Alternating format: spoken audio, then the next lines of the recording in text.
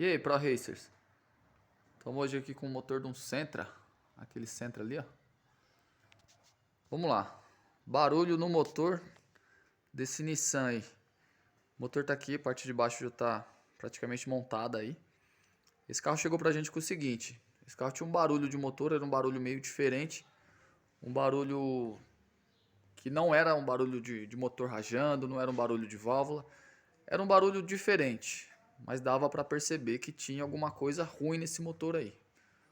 Desmontamos o motor e o problema era esse aqui, ó.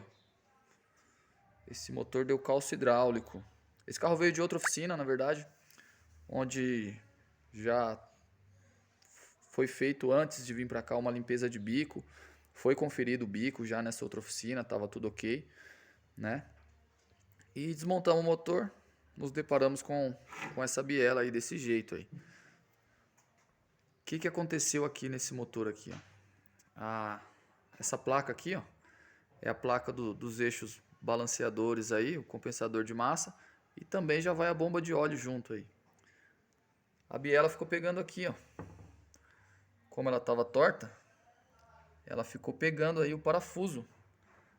Em vez dela ficar nessa posição que ela tá aí, ó, ela estava inclinada, né? Como ela torceu aqui, deu essa curvatura aí, essa ponta aqui ficou mais alta, né? E pegou aqui, ó. Esse que era o barulho. Já trocamos a biela, a parte de baixo foi refeita. Abri o cilindro e estamos aí finalizando a montagem desse motor aí.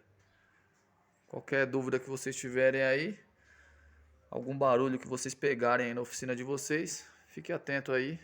Pode ser alguma coisa semelhante a essa aí. Valeu, galera. É nóis. Tchau, obrigado.